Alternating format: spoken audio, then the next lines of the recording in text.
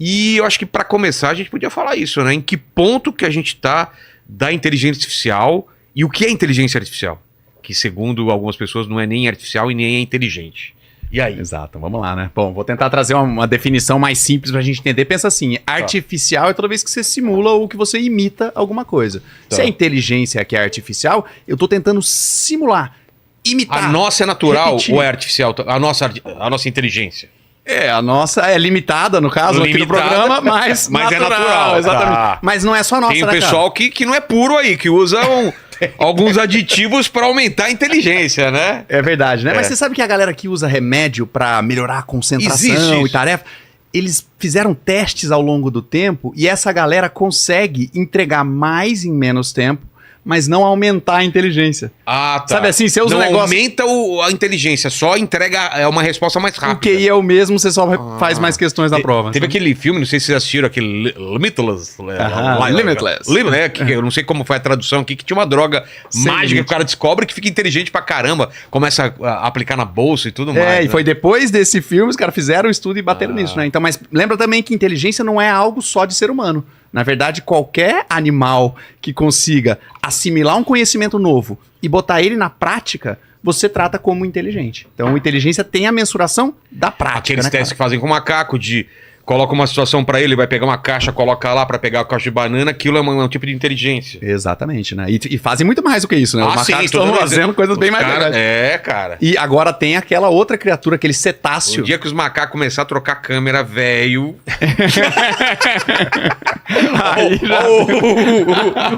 Não, mas saiu um estudo recente sobre chimpanzé, cara. Sensacional, que mostrou que os chimpanzés eles têm estratégia de guerra igual ao do ser humano. Tipo, Então, você vai pra lá, eu faço tal coisa. Exatamente, quando eles vão atacar, eles sabem que eles não podem fazer barulho, eles sabem que eles têm que levar comida do território deles, não pegar. Então eles têm uma linguagem limitada, mas tem, né? Eles têm eles chamam de um comportamento cognitivo. É o nome que eles dão. Porque pra estratégia você precisa ter um jeito de se comunicar que seja comum a todos, né? E eles têm. Então provaram, aí saiu agora um artigo aí bem recente, mostrando um estudo com chimpanzé, mostrando eles em situações de guerra e tudo, que eles têm estratégia muito parecida com o ser humano.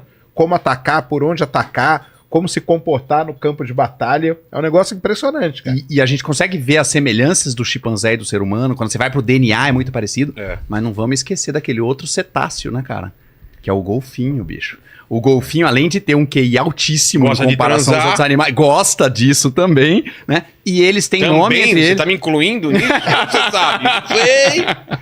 Não, era que ele fazia outras coisas além disso. Mas o golfinho, eles se chamam por nomes e eles têm idiomas diferentes. Eles têm individualidade, então? Totalmente, eles têm nome específico, eles se enxergam no espelho e se entendem como indivíduo, e eles também têm nomes diferentes quando eles encontram com outros grupos de golfinhos. Porque os golfinhos se juntam para fazer uma caçada em conjunto. Eles se veem como grupos diferentes. Aqueles caras lá são diferentes de... Tipo clãs, assim? E entre nós, talvez a gente tenha uma certa intimidade, você tem aquele apelido carinhoso que você usa comigo. Mas quando a gente tá em público com outro grupo, você me chama pelo meu nome formal. Então até a lógica de um apelido, nome... Então, cara, golfinho é algo... Inclusive, acho que, não sei se é politicamente correto falar, mas tem alguns golfinhos mais inteligentes do que várias pessoas, né? Não duvido. Quando você joga a distribuição de QI, cara, você sobrepõe as duas. Se você abrir a rede social... isso é. Se der a mão de um golfinho, sai coisa melhor do que o pessoal que comenta na nossa agenda, toda semana quando sai, um golfinho daria um show naquilo, né? Aqueles vomitinhos. Pensa bem, sacane. Uma pessoa leva pra colocar vomitinho na agenda. Com certeza, cara. Isso é o melhor mesmo. Mas e a inteligência artificial, então? O que ela é? tenta simular esta inteligência. Ela tenta simular essa forma de aprender, de assimilar, de entender o que está acontecendo no mundo usando um programa de computador. E como que é a nossa inteligência? São sinapses...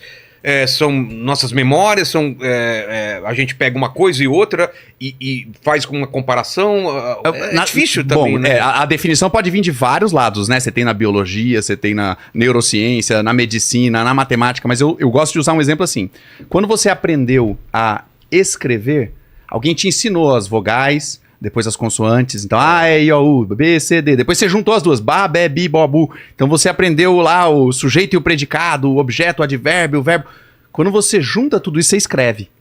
Só que quando você aprendeu a falar, Não tinha regra. Você simplesmente Exato. escutou. Toda vez que alguém falava um som parecido com água, água, água, aparecia um copo desse cheio e você matava a sede. A gente fez uma relação que isso é água. Exato. Você aprende por assimilação. Tá. E os modelos de inteligência artificial, mas eu vou pedir pro Fábio me dar um suporte técnico aqui, eles replicam exatamente esse formato de aprender, o aprendizado por assimilação. Então é menos sobre ter as regras. Eles tentam replicar mesmo, não é um caminho diferente que eles fazem. Então eu achei interessante essa discussão de vocês, porque é uma coisa que não há um consenso ainda. Ah, é? E não é porque a gente não sabe, é porque tem muitas formas de definir, como vocês falaram.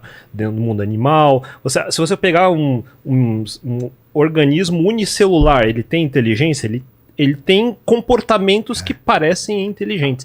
E aí existe a definição também de se algo parece inteligente, ele é inteligente. Então, inteligência é só resolução de problemas, é só adaptação. Então, existe uma série de problemas na definição. E o problema de ciência da computação e matemática no geral é que quando uma coisa é mal definida, eu não tenho como implementá-la. Eu não tenho como fazer uma equação mais ou menos. Então, não tem ainda uma definição. Então, o que a gente está fazendo agora é juntando uma série de tecnologias que a gente veio juntando durante a história. Que foram sendo desenvolvidas separadamente para separadamente, isso. Muita gente não entende isso, mas a ideia de inteligência artificial, ele nasce mesmo na ficção científica lá dos anos 50, a ideia de autômatos, a ideia do robô, o filmes Isaac como Asimov, Metrópolis, das três Asimov, leis da robótica. São várias formas de tentar imaginar o que seria Frankenstein, por exemplo. Seria as várias ideias de o que seria um organismo não feito por Deus, por exemplo, como aqui a definição que todo mundo tinha, o que ele faria. Feito pelos próprios humanos. Exatamente. Se a gente seria capaz de replicar isso, né? Isso.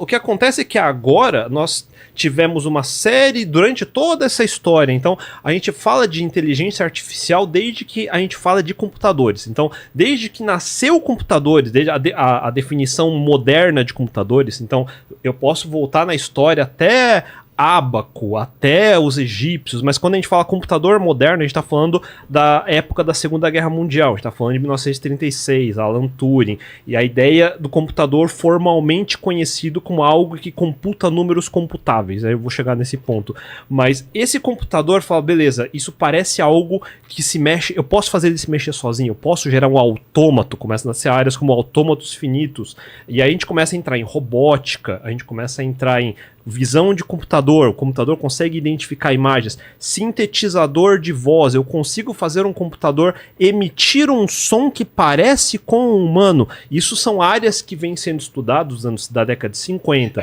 60, Tem o teste 70. de Turing que eu acho que hoje nem se aplica mais, essa ideia do teste de Turing. Não, né? porque o teste de Turing é facilmente quebrável, na verdade. Só para explicar para quem não sabe o que é teste de Turing, como você explicaria? Que seria, digamos que eu fizesse perguntas para alguém que tá atrás de uma parede. Que eu não tô vendo. Que eu não tô vendo. Então, se ela conseguir me enganar com respostas e eu achar que é uma pessoa, ela passou o teste de Turing.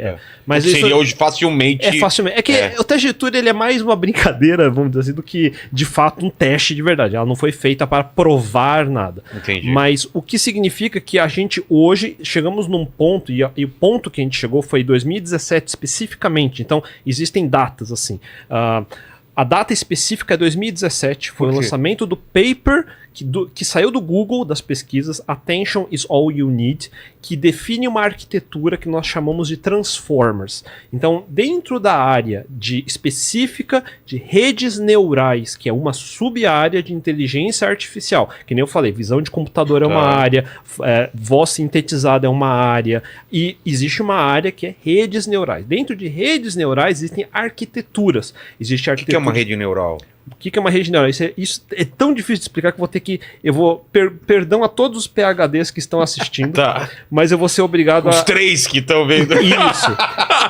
Porque sempre vai ter aquele cara, não, eu sei que no paper não foi assim que estava descrito, mas eu não vou entrar em nenhuma equação. Imagine o seguinte, imagine que a única coisa que você tem na sua mão é uma caixinha de fósforo, de palitinhos. E eu quero que com essa caixinha de fósforos, esses palitinhos, você consiga replicar quaisquer imagens do seu cenário aqui agora, por exemplo. Eu tenho infinitos palitos? Eu posso ter quantos palitos eu quiser. A quantidade de palitos, eu vou definir um nome para você já, mas digamos que, como você faria? Você poderia ir girando um fósforo, conectando uma no outro. Certo. Acho que todo mundo está assistindo consegue imaginar que eu Exato. consigo manipular essas palitinhos para fazer uma imagem muito próxima ao seu quadro, aqui, a tudo que a gente está olhando, certo? Tá. Ela não vai ser idêntica, mas vai ser parecida. Eu posso dar o nome a esse palitinho, eu estou representando uma equação. Eu posso fazer equações, e aí um gráfico, né? Que é uma reta, que nem um palitinho. E eu posso manipular essa equação e ficar rotacionando, movendo. Então, isso é uma equação que eu posso fazer. E se eu der o nome nesse palitinho de neurônio? Tá. É bem grosseiro. Tá bom. É como programadores são péssimos de dar nome para as coisas e a gente chama esse palitinho de neurônio. Agora, se eu tiver uma série de palitinhos, uma série de neurônios em múltiplas camadas, que é o que a gente chama de camadas de rede neural, eu posso sair de um problema que é vamos tentar replicar aquela imagem só usando palitinhos. Eu consigo chegar muito próximo dado tentativas suficientes, palitinhos suficientes para conseguir chegar e movimentar esses palitinhos de tal maneira que eu chegue numa imagem parecida. Toda vez que eu modifico um palitinho de posição, rotaciono, movo, eu chamo isso de um parâmetro. Tá. Eu posso chamar isso de um Um parâmetro. comando que eu dei pra ele fazer isso. Não, especificamente um parâmetro. É Tá. um peso ou alguma coisa que modifica a posição desse Tá. palitinho para que ele possa encaixar no desenho. Esses parâmetros é o que toda a rede neural hoje da OpenAI, ChatGPT, Cloud AI, todos eles falam, temos um modelo treinado com 300 bilhões de parâmetros. E muita gente associa errado falando, nossa, o cérebro humano tem 300 bilhões de neurônios, portanto chegamos à igualdade dos modelos. Não. Não é assim. Não é assim. Esses parâmetros são só esses numerozinhos para gerar os palitinhos para fazer esses desenhos que eu acabei de pedir. E esses numerozinhos são treinamento. O número que gera para girar o palitinho, para fazer cada um dos desenhos, esse é o treinamento que eu guardei num banco de dados chamado modelo, que tem 300 bilhões, 100 bilhões, 10 bilhões de parâmetros, depende de quantos objetos eu quero usar para treinar, por exemplo. E quanto dinheiro você tem E pra quanto dinheiro eu treinar tudo tenho? isso? Porque, de fato, para gerar um modelo desse, eu tô pegando tipo a internet inteira, petabytes e petabytes, e comprimindo, treinando com esses palitinhos, tentando replicar esse conteúdo e tirando esses números, são um monte de números, bilhões e bilhões de números, que eu guardo nesse banco de dados. Isso é o que a gente tem hoje dentro da área específica de inteligência artificial, que são geradores de texto. E se eu for descer mais ainda para terminar essa primeira etapa, a melhor forma de você imaginar um chat GPT, sabe o tecladinho do celular, que ele tem um autocomplete, você coloca uma Sei. palavra e ele tenta adivinhar. descobrir a próxima? É. Isso é o primórdio de um chat GPT. Essa é a sopa primordial de um chat GPT. Entendi.